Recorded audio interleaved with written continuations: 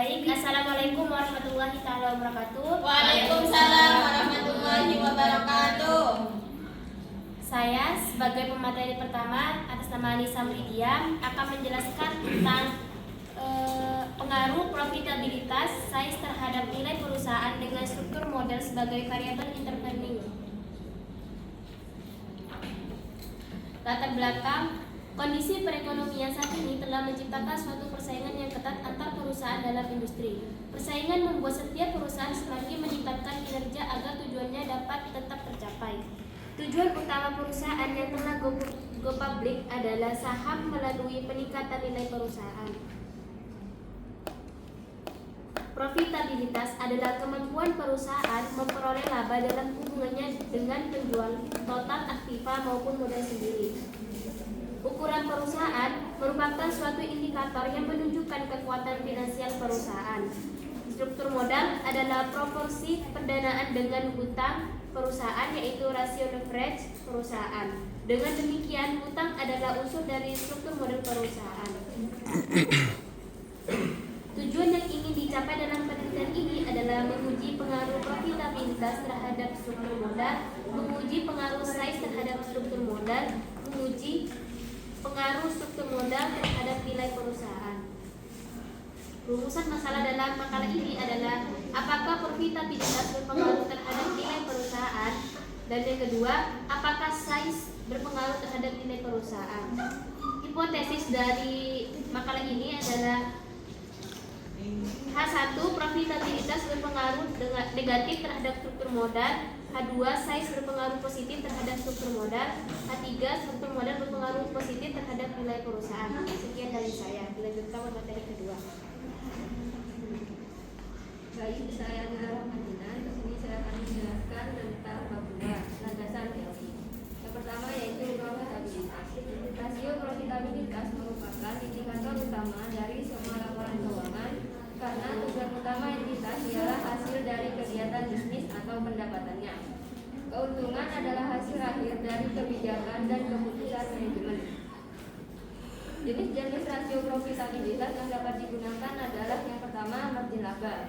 Rasio ini menunjukkan berapa besar persentase pendapatan bersih yang diperoleh dari setiap penjualan. Yang kedua, return on asset. Rasio ini menggambarkan perputaran aktiva diukur dari volume penjualan. Yang ketiga, return on equity. Rasio ini menunjukkan berapa persen diperoleh laba bersih bila diukur dari modal pemilik. Yang keempat, return on total asset. Rasio ini menunjukkan berapa besar laba bersih diperoleh perusahaan bila diukur dari nilai aktiva. Yang kelima, basic earning power. Rasio ini menunjukkan kemampuan perusahaan memperoleh laba diukur dari jumlah laba sebelum dikurangi bunga dan pajak dibandingkan dengan total aktiva. Yang keenam, earning per share. Rasio ini menunjukkan berapa besar kemampuan pemegang saham menghasilkan laba. Yang ketujuh, contribution margin. Rasio ini menunjukkan kemampuan perusahaan melahirkan laba yang akan menutupi biaya-biaya tetap atau biaya operasi lainnya. Dalam penelitian ini, profitabilitas diukur menggunakan return on equity dengan rumus ROE sama dengan laba bersih dibagi modal sendiri. Selanjutnya yaitu size atau ukuran perusahaan. Ukuran perusahaan pada umumnya dapat dikategorikan besar atau kecil. Besar atau kecilnya ukuran suatu perusahaan dapat ditentukan dari total penjualan,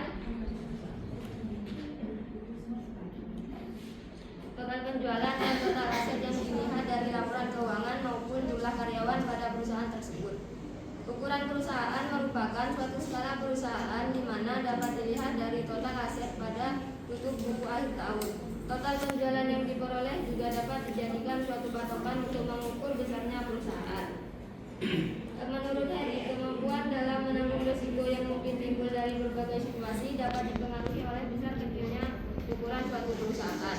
Perusahaan dengan ukuran besar memiliki risiko yang lebih rendah daripada perusahaan dengan ukuran kecil. Hal ini tentunya dikarenakan perusahaan dengan ukuran besar memiliki kontrol yang lebih baik dan memiliki respon yang cepat dalam berbagai situasi ekonomi sehingga mereka mampu menghadapi persaingan.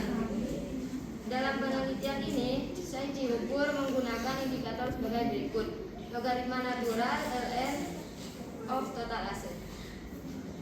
Berikutnya yaitu struktur modal. Struktur modal adalah suatu proporsi terkait modal sendiri beserta hutang yang menjadi pembelanjaan permanen perusahaan. Tingkat risk dan tingkat return yang diinginkan oleh perusahaan dipengaruhi oleh perbandingan antara modal sendiri beserta modal asing, yang dimana hal tersebut harus dilibatkan oleh perusahaan dalam memutuskan kebijakan struktur modal perusahaan guna memperoleh sejumlah keuntungan. Struktur modal sering diproksikan dengan debt to equity ratio, adalah rasio yang mengukur sejauh mana perusahaan dibiayai atau didanai oleh hutang.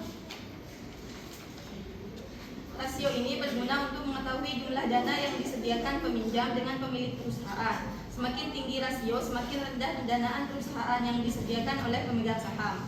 Pada penelitian ini, struktur modal diukur menggunakan indikator sebagai berikut. Struktur modal sama dengan total hutang dibagi modal sendiri. Berikutnya yaitu nilai perusahaan. Nilai perusahaan merupakan nilai yang dipakai untuk mengukur seberapa penting suatu perusahaan dari perspektif banyak pihak, seperti investor yang mengaitkan nilai suatu perusahaan dengan harga sahamnya. Memaksimalkan nilai perusahaan berarti memaksimalkan harga saham, yang merupakan keinginan pemilik perusahaan karena nilai pemegang saham yang tinggi menunjukkan kekayaan pemegang perusahaan. Teori struktur modal menyatakan nilai suatu perusahaan tidak dapat dipisahkan dari kebijakan hutang dan berkaitan erat dengan struktur modal. Tugas penting bagi manajer keuangan adalah komposisi struktur modal yang dapat meningkatkan nilai perusahaan. Nilai perusahaan adalah persepsi investor tentang tingkat keberhasilan perusahaan yang terkait erat dengan harga saham. Harga saham yang tinggi dan kepercayaan pasar yang meningkat bukan hanya kinerja perusahaan saat ini, tetapi juga prospek masa depannya. Goodwill atau nilai pasar perusahaan adalah harga yang bersedia dibayarkan oleh pembeli potensial saat menjual perusahaan. Nilai perusahaan diukur dengan Tobinski. Tobinski membandingkan rasio nilai pasar saham perusahaan dengan nilai buku ekuitas perusahaan dengan rumus I sama dengan nilai pasar dari ekuitas ditambah nilai buku dari total hutang lalu dibagi dengan nilai buku dari ekuitas ditambah nilai buku dari total hutang.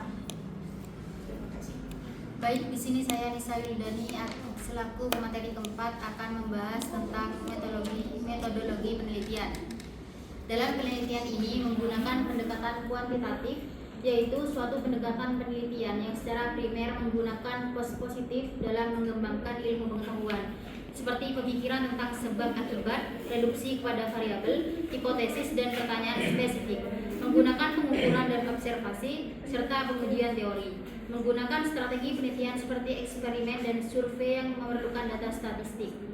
Sumber data dalam penelitian ini berupa laporan keuangan tahunan suatu perusahaan yang diakses melalui website IDX, dan jenis penelitian yang digunakan dalam penelitian ini yaitu adalah jenis kuasal komparatif dengan menggunakan analisis regresi linear berganda yang bertujuan untuk mengetahui besarnya pengaruh profitabilitas yang sebagai X1 dan size sebagai X2 atau independen terdapat nilai perusahaan sebagai Y dengan struktur modal. Selanjutnya yaitu ada populasi dan sampel. Populasi dalam penelitian ini adalah perusahaan yang masuk kategori LQ45 dan terdaftar di Bursa Efek Indonesia pada tahun 2019 sampai 2021. Sedangkan pemilihan sampel dengan menggunakan metode Four-Phase Sampling di sini memiliki beberapa kriteria. Yang pertama, perusahaan LQ45 yang terdaftar di Bursa Efek. Dan yang kedua, perusahaan bukan berupa industri keuangan. Yang ketiga, menerbitkan laporan keuangan secara lengkap. Dan keempat, laporan keuangan perusahaan tidak mengalami kerugian selama tahun 2009 sampai 2022. Dan yang kelima, saham perusahaan tetap aktif beroperasi hingga 30 Desember tahun 2022. Dan tahapan analisis di sini menggunakan teknik analisis data dalam penelitian menggunakan structural equation modeling, dan pengujian hipotesis penelitian ini menggunakan taraf signifikan 5% dengan menggunakan program AMOS versi 18, dan Adapun persamaan struktural di sini, yang pertama, persamaan pertama yaitu pengaruh profitabilitas terhadap struktur modal. Yang kedua, pengaruh ukuran perusahaan terhadap struktur modal. Dan yang ketiga, pengaruh profitabilitas ukuran perusahaan dan struktur modal terhadap nilai perusahaan. Sekian, terima kasih. Uji deskriptif. Berdasarkan hasil uji deskriptif di atas dapat digambarkan distribusi data yang diperoleh peneliti adalah variabel X1. Dari data tersebut dapat dideskripsikan bahwa nilai minimum 5.00 dan nilai maksimum 22.00 standar deviation 5.31650. Variabel X2. Dari data tersebut dapat dideskripsikan bahwa nilai minimum 202.645.00 dan nilai maksimum 248.597.00 dengan standar deviation. Variabel X3.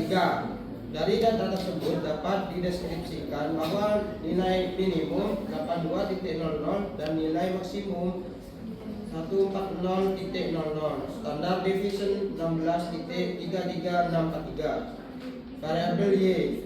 Dari data tersebut dapat dideskripsikan bahwa nilai minimum 5.00 dan nilai maksimum 57.00, standar deviation 14.27543. Terima kasih. Baik, bismillahirrahmanirrahim. Saya sebagai pemateri terakhir atas nama Alfred Rohmania akan membahas tentang uji asumsi klasik, yaitu yang pertama ada uji normalitas, di mana di sini ada prediktor, yaitu dari uji multikolinialitas ini dapat terjadi apabila nilai toleransi itu lebih besar dari 0,1 dan juga nilai VIV itu lebih kecil dari 1. Maka artinya jika terjadi nilai tersebut tidak terjadi gejala multiko. Dan pada data yang kami olah, yaitu X1 dengan nilai toleransi 0,5, kemudian X2 0,5 dan juga X3 0,7 dengan VIV X1 senilai 1 dan juga X2 senilai 1,8 dan X3 1,3, yang berarti menunjukkan bahwa tidak terjadi gejala multiko pada variabel independen. Kemudian selanjutnya yaitu uji hetero atau heterokedastisitas, yaitu berdasarkan hasil uji hetero nilai signifikansi yang lebih besar dari 0,05 maka disebut tidak terjadi gejala hetero, dan jika nilai lebih kecil dari 0,05 maka itu disebut tidak terjadi. Dan hasil uji di atas menunjukkan nilai signifikan yaitu senilai 0,036 yang berarti tidak terjadi gejala heterokedastisitas. Kemudian yang keempat ada uji autokorelasi, di mana berdasarkan hasil uji autokorelasi tidak terjadi gejala autokorelasi, yaitu jika DU lebih kecil dari DW dan lebih kecil dari 4 dikurangi DU. Maka deskripsi dari uji di atas yakni DU 2,1766, DW 1,862 dan nilai dari 4 dikurangi DW itu 2,762, yang berkesimpulan bahwasanya 2,1766 lebih kecil dari 1,862, kemudian lebih kecil dari 2,762. Dan yang terakhir yaitu uji regresi berganda, di mana di sini ada nilai konstanta yang diperoleh sebesar min 147,55, maka bisa diartikan jika variabel independen bernilai 0 atau konstan, maka variabel dependen bernilai min 147,55. Nilai koefisien regresi variabel pada X1 bernilai positif yaitu sebesar 2,912, maka bisa diartikan bahwa jika variabel X1 meningkat, maka variabel Y juga meningkat dan begitu pun sebaliknya. Kemudian yang kedua, nilai koefisien regresi variabel pada X2 yaitu bernilai positif sebesar 0,001, maka bisa diartikan bahwa jika variabel X2 meningkat, maka variabel Y juga meningkat, dan begitu pun sebaliknya. Dan yang terakhir yaitu nilai koefisien regresi variabel X3 yang bernilai negatif yaitu sebesar min 0,085, maka bisa diartikan bahwa jika variabel X3 meningkat, maka variabel Y juga menurun, dan begitu pun sebaliknya. Terima kasih. Terakhir pembahasan dari kami yaitu adalah kesimpulan dari hasil penelitian ini menunjukkan bahwa profitabilitas berpengaruh positif dan signifikan terhadap struktur modal. Hasil ini menunjukkan bahwa perusahaan-perusahaan besar yang profitable lebih cenderung bersifat konservatif menggunakan hutang untuk operasi perusahaannya. Sementara perusahaan yang kurang profitable cenderung tetap menggunakan dan internal terlebih dahulu, baru kemudian menutup kekurangannya dengan melakukan peminjaman dalam bentuk hutang. Dan yang kedua yaitu size yang berpengaruh positif dan signifikan terhadap struktur modal. Perusahaan besar lebih terdiversifikasi dan lebih mudah mengakses hutang di pasar modal dan menerima penilai kredit yang lebih tinggi untuk hutang-hutang yang diterbitkan. Dan yang ketiga yaitu struktur modal berpengaruh positif dan signifikan terhadap nilai perusahaan. Hal ini menunjukkan bahwa kebijakan penggunaan hutang dalam struktur modal memberikan suatu sinyal atau tanda bagi investor bahwa dengan kebijakan pendanaan oleh perusahaan mempengaruhi nilai perusahaan. Sekian dari kami. Wassalamualaikum warahmatullahi wabarakatuh. Waalaikumsalam warahmatullahi wabarakatuh.